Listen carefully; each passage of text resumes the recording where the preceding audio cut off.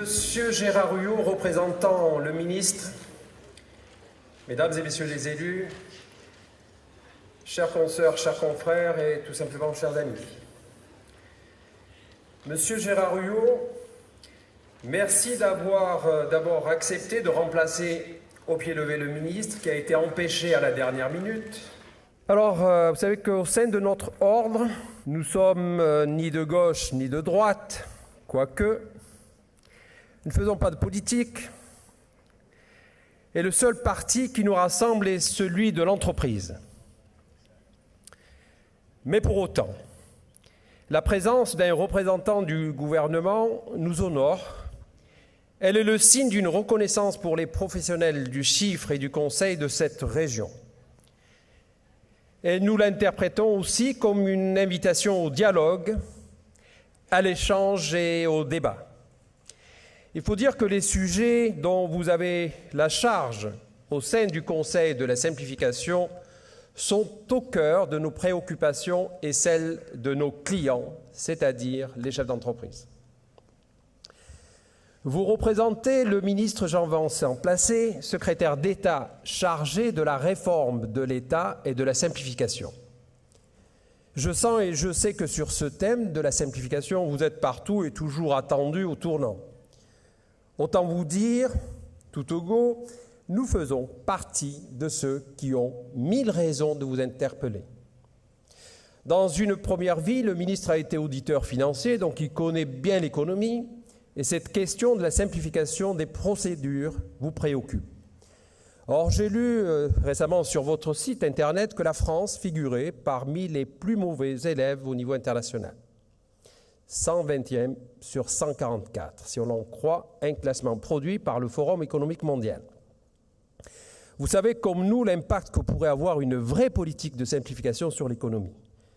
Au niveau national, il a été estimé qu'une réduction des charges administratives à hauteur de 25% pourrait engendrer des économies de l'ordre de 15 milliards d'euros pour les entreprises.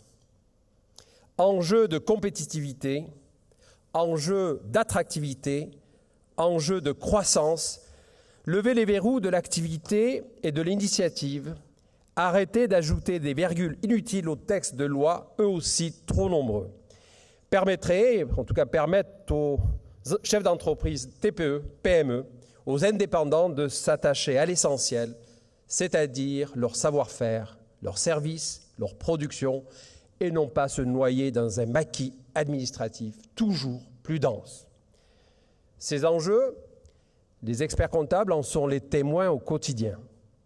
Tout le monde les connaît au point que le président de la République, c'était le 28 mars 2013, annonçait lui-même aux Français un choc de simplification. Mon cher monsieur, nous aurions adoré être choqués. Nous avons tout juste ressenti une courte secousse et elle n'était pas forcément dans le sens espéré. J'entends autour de moi les chefs d'entreprise et la profession se plaindre au contraire des nouvelles contraintes qui pèsent sur elles. Je pense au contrôle des comptabilités informatisées, au FEC, aux comptes de pénibilité ou encore aux obligations en matière d'accessibilité.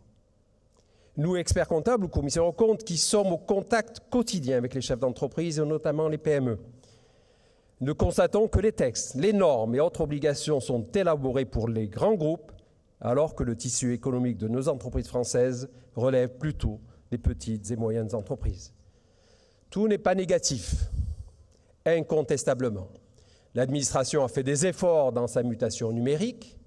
Il y a aussi de bonnes mesures que nous, experts comptables, accompagnons et mettons en œuvre bien volontiers, à commencer par la DSN, car nous estimons qu'elles vont dans le bon sens. Mais trop souvent, on a le sentiment qu'on simplifie d'un côté pour mieux complexifier de l'autre. J'ai récemment interpellé un ancien ministre qui a décidé, paraît-il, de se mettre en marche. Je lui avais dit, votre gouvernement avait une fâcheuse tendance à privatiser tout ce qui lui coûte et à nationaliser des activités qui pourtant relèvent du marché. Si vous prenez les contrôles fiscaux, ils sont de plus en plus externalisés vers les OGA, ce qui occasionne plus d'activités pour les cabinets sans contrepartie financière, tandis que les URSSAF viennent concurrencer les professionnels que nous sommes par l'élargissement du TAISE. sans évaluer le risque prud'homal qui pèse sur le chef d'entreprise.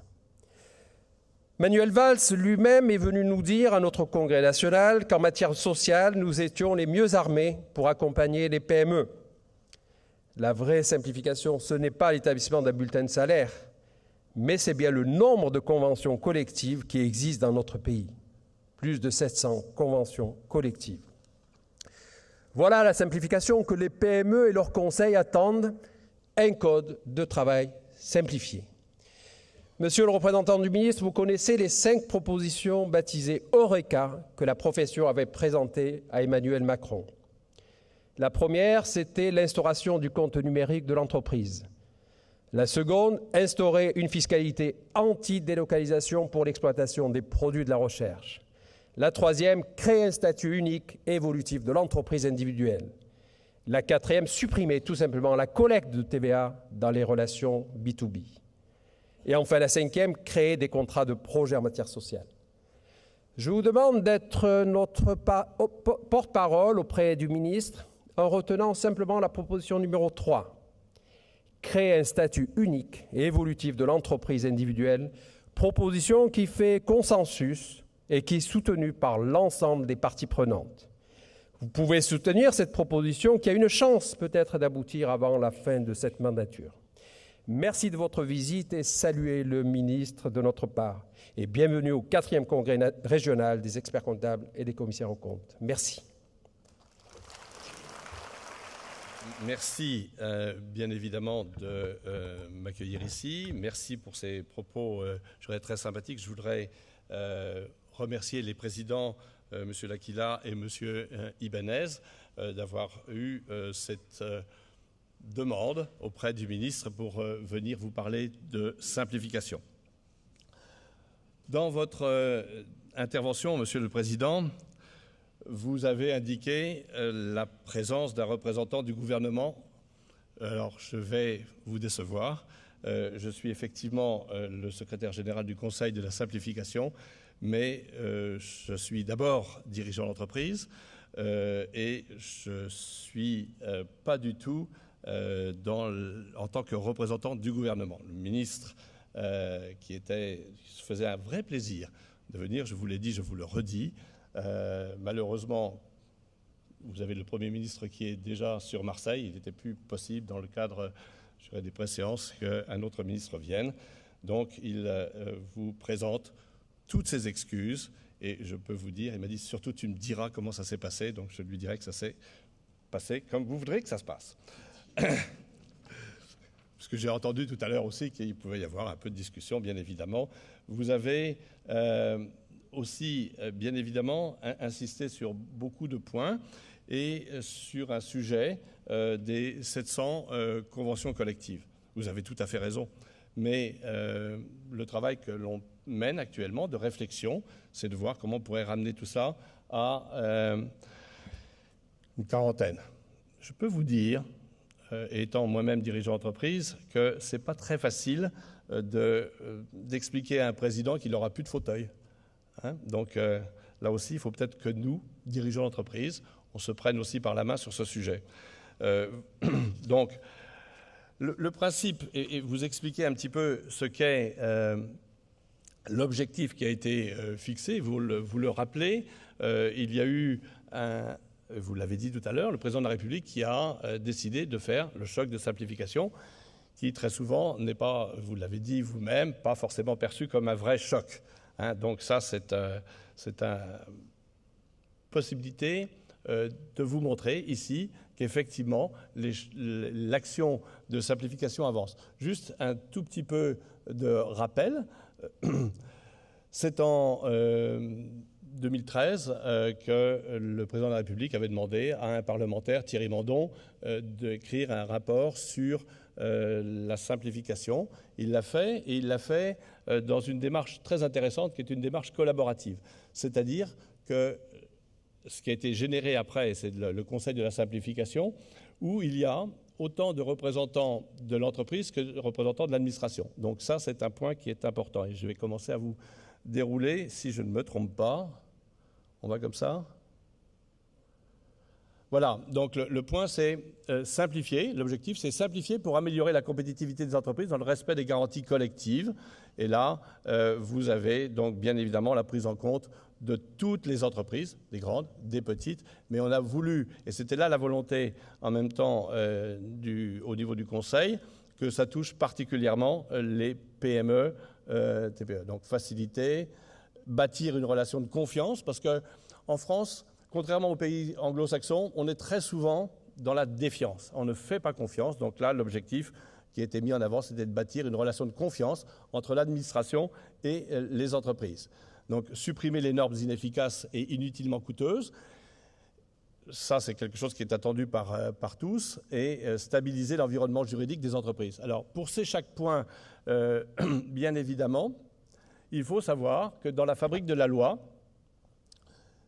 malheureusement, si vous avez une proposition de loi qui arrive avec une dizaine de pages, tous les amendements qui arrivent de la part de nos députés ou nos sénateurs amplifient largement le sujet et le complexifient très régulièrement, puisque j'ai vu quelques lois passer au départ avec 10 pages, et quand ça sortait de l'Assemblée nationale ou du Sénat, elle en avait 150. Hein, donc c'est quelque chose qui est important. Donc le Conseil de la simplification pour les entreprises, c'est et là je vais faire rapide, c'est bien évidemment, il y a 2 coprésidents, un qui est un représentant des parlementaires, c'est actuellement M. Laurent Grand-Guillaume, et avec une dirigeante, hein, c'est une femme qui est Mme Holder, qui est la responsable des boulangeries Paul et La Durée. Donc il y a des élus, des chefs d'entreprise, il y a des hauts fonctionnaires, 3 experts, et donc on est dans une démarche participative, mais je dirais en même temps collaborative. C'est là l'important de la démarche. Et le Conseil a institué des ateliers qui correspondent aux différents moments de vie de l'entreprise. Donc là, je vais vous les reprendre rapidement. Vous les avez ici. Créer son entreprise, développer son entreprise, exercer son activité, employé formé. Vous avez répondre à un marché public, échanger. Là. Donc, on a pris 10 moments de vie qui sont importants, que vous connaissez bien, vous, en tant qu'expert comptable. Et dans ces ateliers, vous avez des représentants de l'ordre, des experts comptables. Vous avez, dans les différents ateliers, ils sont là et ils participent à construire ensemble des solutions qui sont innovantes. Hein, parce que l'objectif, bien évidemment, c'est de faire en sorte qu'il y ait un retour, ce que vous ne voyez pas suffisamment, Monsieur le Président, vous l'avez indiqué tout à l'heure, bien évidemment, d'avoir ce retour et des mesures. Alors, tous les 6 mois, on a un rendez-vous très précis pour rendre compte et engager de nouvelles mesures. Donc, le prochain exercice aura lieu donc, dans le mois d'octobre prochain, avec des annonces de nouvelles mesures de simplification. Vous avez en même temps un bilan des avancées concrètes du programme de simplification, et je vous enverrai, Monsieur le Président, tout ce qui a déjà été transformé en mesures effectives, puisqu'il y en a quand même un certain nombre. Et on a, bien évidemment, là aussi, un suivi transparent en temps réel. Et vous pouvez toutes et tous aller sur le site www.simplification.modernisation.gouv.fr. Et là, vous aurez toutes les informations. La simplification en chiffres, parce que vous êtes les hommes du chiffre, donc les hommes et femmes du chiffre, donc on va parler un peu chiffres. Vous avez un avancement de la mesure, des mesures du Conseil de simplification au 7 septembre 2016, et vous voyez que vous avez 45% de mesures qui sont devenues maintenant effectives, et ça tient compte des dernières qui ont été faites au mois de mars de cette année. Donc vous avez là un poids qui devient important sur les avancées de simplification. Vous avez en cours de mise en œuvre, parce qu'il y en a qui sont quand même très avancés, 51% qui avance bien et qu'on suit très régulièrement puisqu'on a des rendez-vous toutes les semaines sur le sujet et malheureusement 4% qui ont été abandonnés. Tout ça sur 241 mesures qui sont proposées depuis donc, avril 2014. Donc, jusque-là, on a eu une vingtaine d'ateliers par an qui se sont tenus et avec environ à chaque fois une vingtaine de membres dans chaque atelier, comme je vous l'ai indiqué. L'objectif, bien évidemment, c'est alléger la transmission d'informations à l'administration et là encore, de profiter de l'administration numérique avec la saisie par voie électronique, hein, le SVE. C'est un point qui a quand même été très favorisé. Vous avez aussi le simulateur de coûts d'embauche, le guichet unique national qu'on appelle le GUN pour les dédouanements, Soprano aussi pour le téléservice douanier. Tout ça, ça existe, ça fonctionne et le retour que l'on a est un retour excessivement positif de la part des entreprises qui sont dans l'import-export. Le développement aussi de la plateforme guichet-entreprise, guichet-entreprise.fr, et je sais que là, l'ordre des experts comptables a été, je dirais, très actif, et aide publique simplifiée, et le développement de la facturation électronique. Et vous savez qu'il y a très peu, il y a une annonce qui vient d'être faite par Bercy, où la facture électronique va être maintenant plus facilement reconnue, et ça pourra rentrer dans les demandes que vous aviez faites au niveau de la piste d'audit. Après, un autre sujet sur lequel vous êtes très acteur, qui est toute la partie de DSN. J'essaie d'aller vite pour ne pas avoir la tête coupée par le gong, comme on l'a dit tout à l'heure. On a aussi des simplifications sur le plan juridique. Alors, sur la partie DSN, tout le monde reconnaît que c'est une vraie réduction de coûts, même si au départ, et je l'ai vu dans mon entreprise, ça a pris 3 semaines pour mettre tout ça bien clair. Mais après, je peux vous dire franchement, non, ça va très très bien. Dans le cas des allègements des obligations comptables, la simplification de plusieurs déclarations fiscales, hein, cette suppression des déclarations pour les entreprises monotypes CVAE. Vous avez le regroupement de taxes de l'annexe à la déclaration de TVA. J'ai bien enregistré votre demande sur simplification que vous demandez. Je vous promets de la faire étudier dès mon retour lundi au Conseil de la simplification. Un point qui était aussi très demandé, suppression de l'imprimé fiscal unique pour les distributions intragroupes, c'est l'IFU, et suppression de l'état de suivi des plus-values du Mali technique de fusion. Donc, un autre point qui est important dans la simplification sur le plan juridique, c'était silence vaut accord. Alors, on a vu le verre à moitié plein, parce qu'il y a eu quand même, je vous le dis, 1580 possibilité de bénéficier du silence vaut accord. C'est vrai, l'administration a eu une démarche bloquante sur le sujet en passant rapidement des décrets, des directives ministérielles et qui ont fait qu'il y a 1200 points qui sont actuellement pas acceptés dans le principe de silence vaut accord.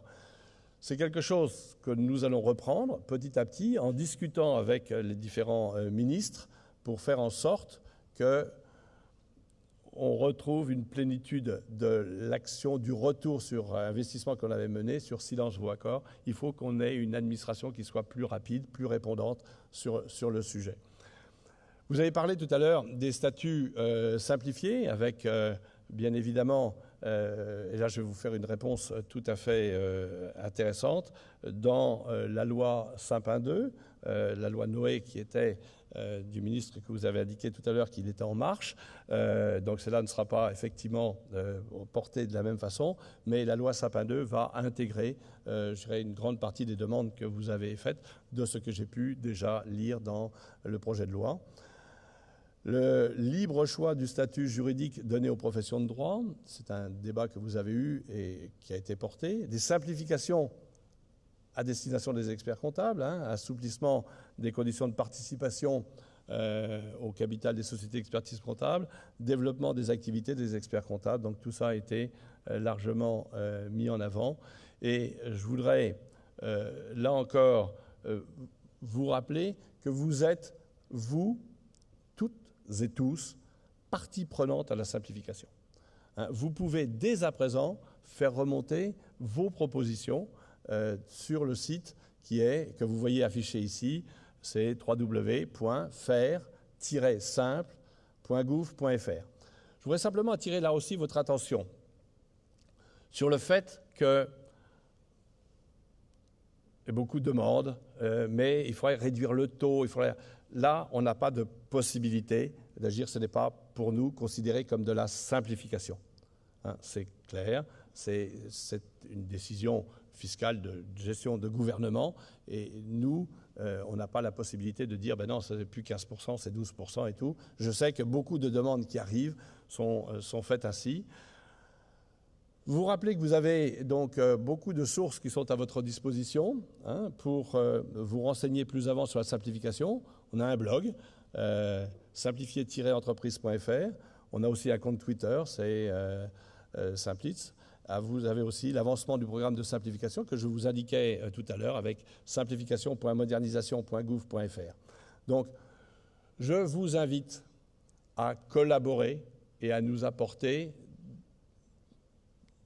les irritants que vous avez, mais en nous faisant en même temps des propositions. Parce que si on est uniquement dans de l'information qui arrive, ça ne va pas et tout, on doit être beaucoup plus participants. Et vous, les hommes et les femmes du chiffre, vous devez venir nous aider pour qu'on fasse ensemble cette grande démarche, pour que ce soit maintenant d'une manière très ressentie, la simplification auprès des entreprises. Vous rappelez qu'actuellement, je suis en train de faire une étude avec un cabinet qui s'appelle Ernst & Young de chiffrage et que vous vouliez ou que vous ne vouliez pas, on est actuellement en mesure de dire qu'on représente déjà, sur l'action qui a été menée, presque 6 milliards de réduction de coûts pour les entreprises. Voilà ce que je voulais vous dire très rapidement. J'ai tenu à peu près le temps qu'il fallait, puisque c'était à 11h30, il est 11h29 à mon ordinateur, donc je pense que... Donc,